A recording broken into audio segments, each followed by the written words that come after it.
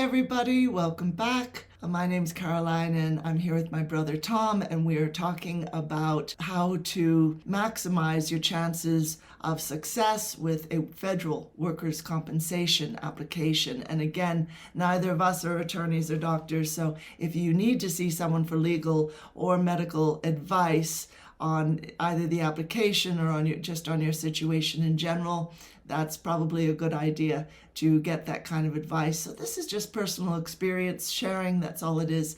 And today we're going to talk about the next form you'll need after the CA1 or the CA2 are submitted, and also mistakes that can really sink your application. So Tom, what's the CA7 and when does that get submitted?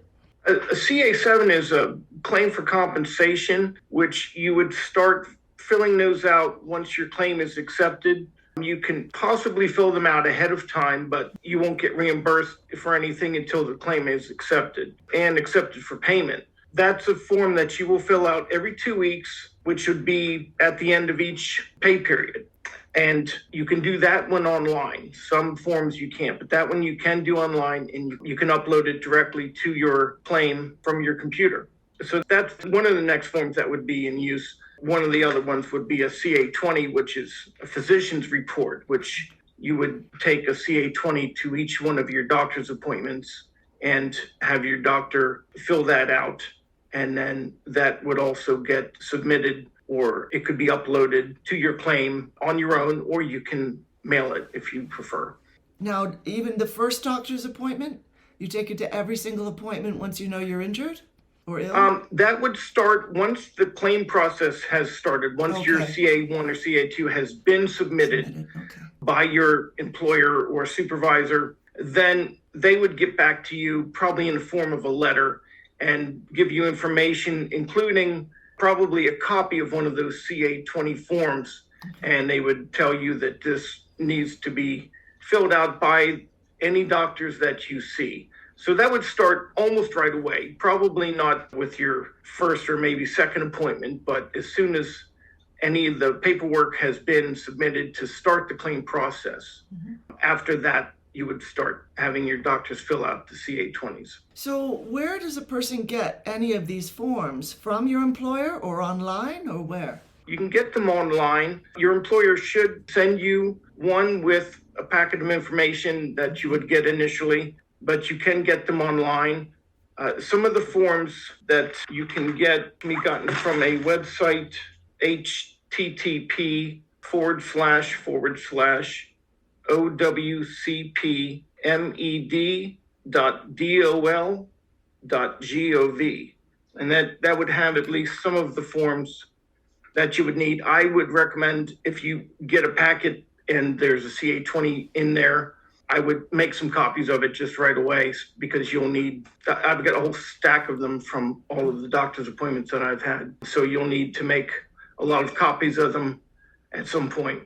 So you might as well do that right away once you get that packet, if that's been enclosed with it. All right. Now, as people are submitting the form plus any documentation that's important, like those forms that you give to the doctor or anything else, what's really important to remember? Because mistakes can be made when you're submitting documents. They've got their specifications. Yeah. As far as when you're submitting documentations, one of the biggest mistakes that you can make with your claim is to not put your name and claim number at the top of every piece of paper that you're submitting. Whether it be mailed or submitted online, I would still do it, especially if you're mailing anything or faxing anything. Initially, you will probably fax information like those CA20 forms to your supervisor or district office, whatever the case may be, or it gets faxed directly to Department of Labor. Either way, that goes to a whole room full of fax machines, and you have somebody that collects that information and submits that, puts each piece into the claim, and if your name and claim number isn't on that, they won't go searching for it. If it's not at the top and easy to read, it won't make it to your claim, to your file.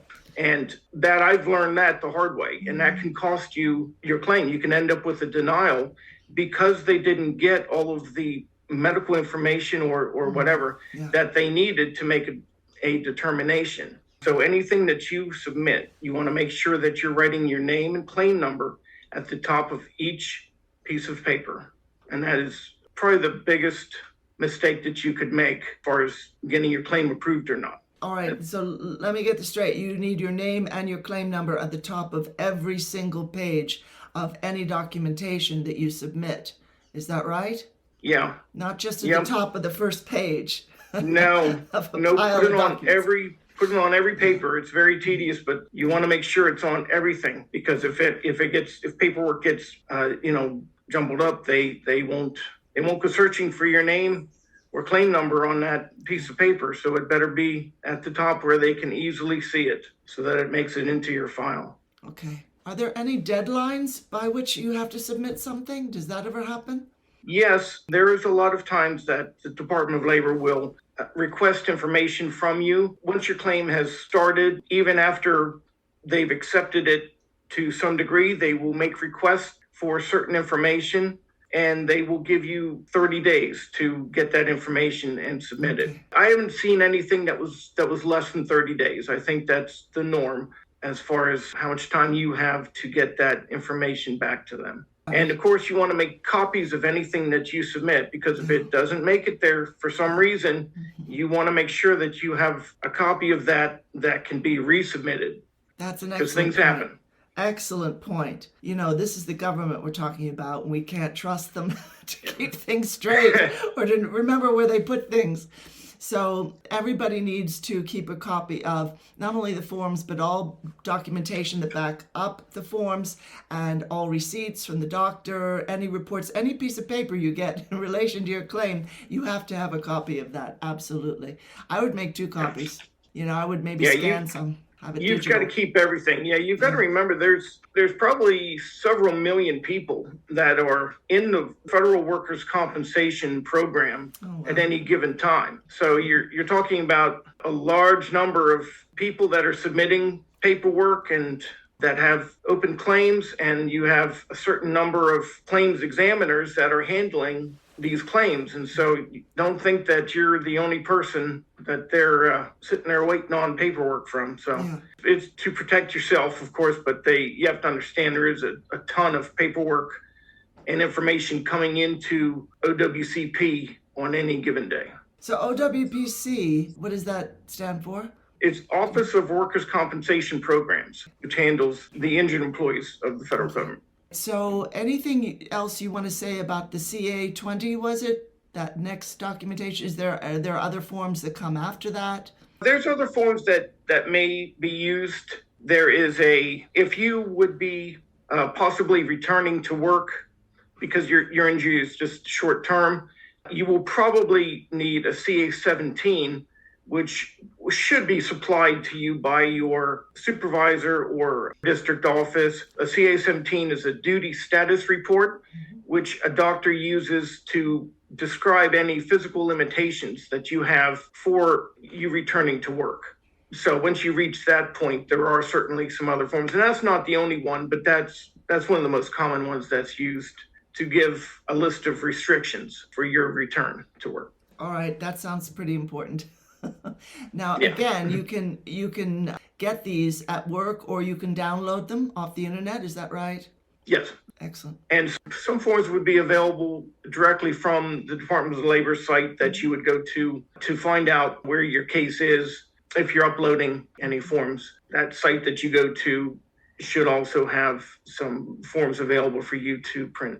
All right. And then, quickly before we close, are there any other comments you want to make about possible situations where your employer tries to prove that you're really not injured? I mean, you got called in for interviews, isn't that right? People asking questions to find out if this was real or not.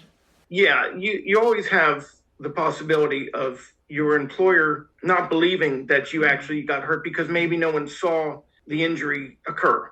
And all of a sudden you say you're hurt and you leave work, and that may bring up some questions, and so they may start to question whether or not you are telling the truth, and they may do this through some of the pre-disciplinary interviews that you may have to go through, which would be a process that would start where they would, well, in the end, they would try to fire you probably, but they would do suspensions after these interviews. But they will, during these interviews, they may question whether or not you are telling the truth. They may try to pin you down to a lie. They may try to talk you into a reason for why you have left work, why you're not showing up, because they won't see you as an injured employee until your claim is accepted.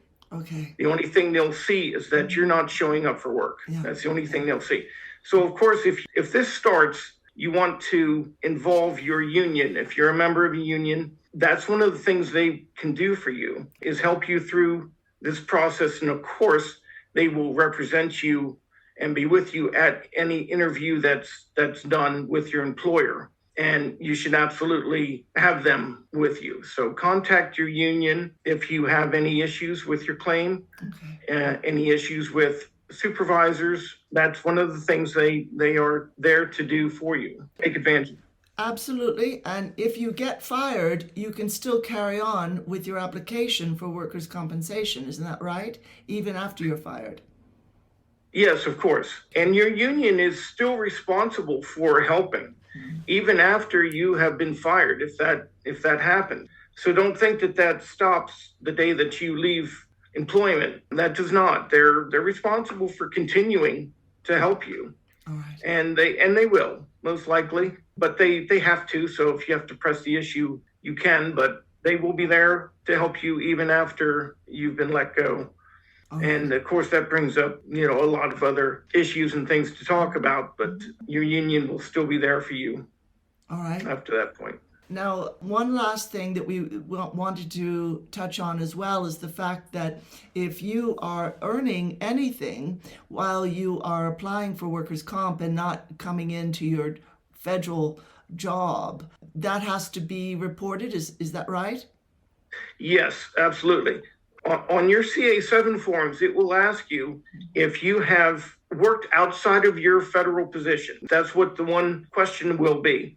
And if you worked a part-time job before that you've been able to continue, if you sell things online, if you sell crafts online and you make $200 a year, you better report that. You have to report that. And that's where you do that, is on that CA7 form. So each time you fill that out, you want to answer yes if you've made any money from any other source.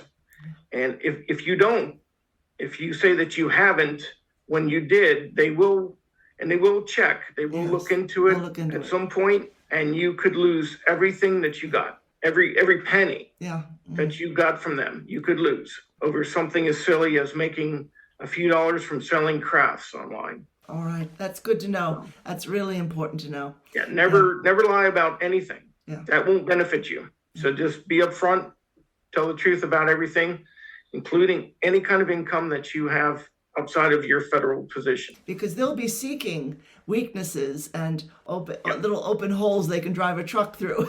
Basically. Yeah, over a period of just 1 year, it cost them a fortune to pay out for injured employees. So they will look for any reason to either deny your claim or to get back whatever they had paid you. So even after your claim's been accepted, don't think that you can get away with something, because they're always looking for a way to get you. Wow. Well, thank you so much, Tom. This has been great. This has been part 3 of Workers' Comp Assistance. And again, this is just friendly advice that may make your situation a little less arduous and a little less confusing. And thank you for joining us. Remember to like and subscribe, and we'll see you again.